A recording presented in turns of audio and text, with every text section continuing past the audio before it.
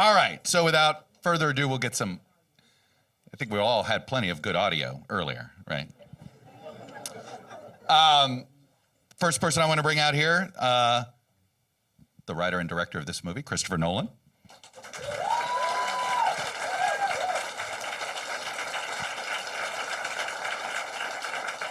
We have the author of the book that this movie was based off, that's called American Prometheus, Kai Bird.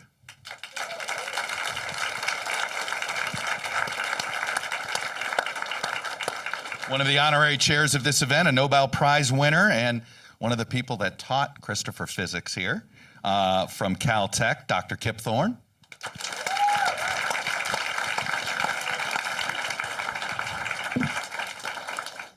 The current director of the Los Alamos National Laboratory, who is sitting in the job, Mr. Oppenheimer, Dr. Oppenheimer sat in, Dr. Tom Mason.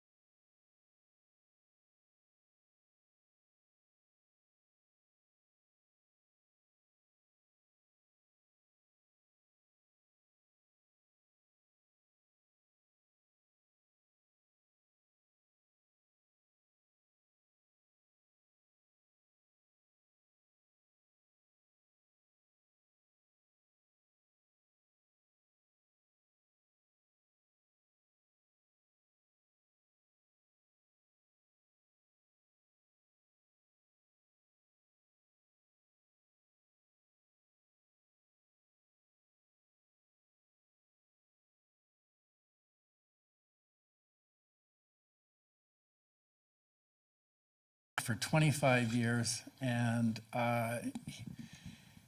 when we learned from Christopher that he was doing this, it was welcome news, but we were skeptical, I have to say. Why? What? Because it's a complicated 700-page book, and then I had a meeting with Christopher, and he explained what he was doing, and I came back and reported to Marty and reassured him that I thought that this was actually something special and real. And then he died 2 weeks later. Wow.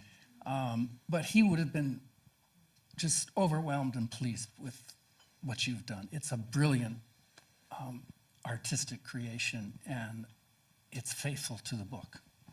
Well, Thank you. That's what I wanted to hear, because That's what I wanted to hear. I was going to say, I assume you did too. There's nothing I love more as somebody who consumes a book than to sit there and watch the movie and criticize it.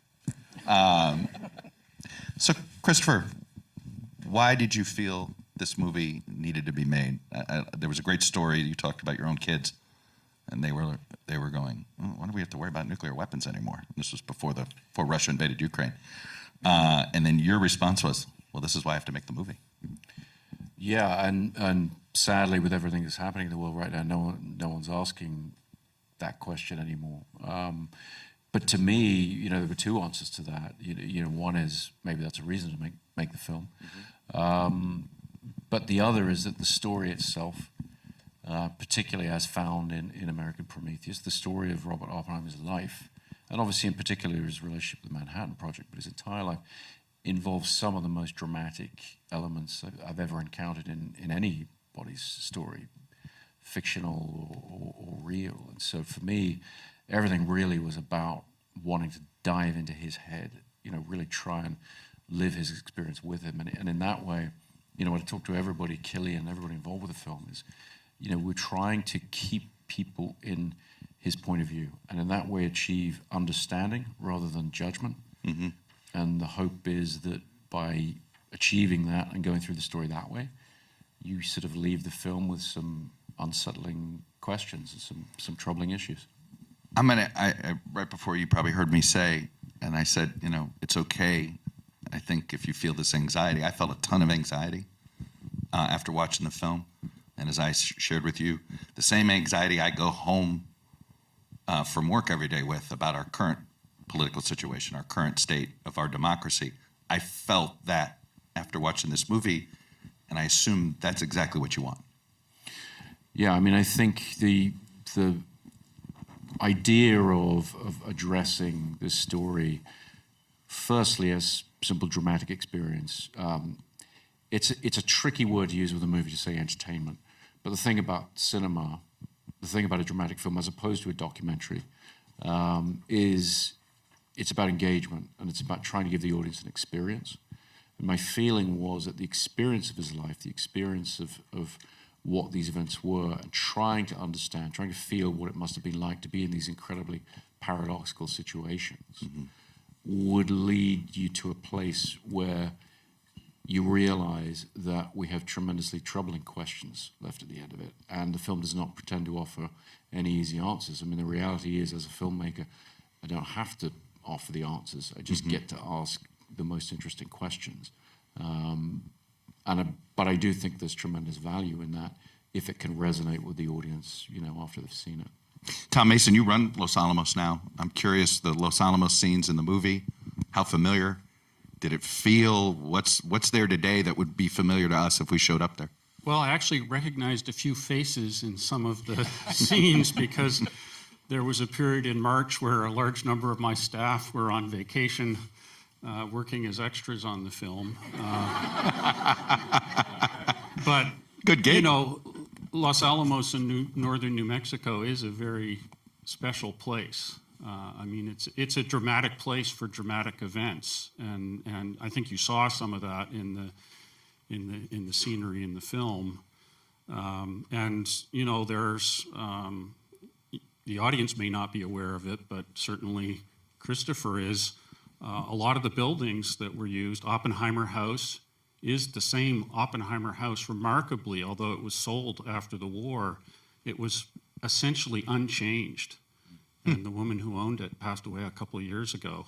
Fuller Lodge, is there.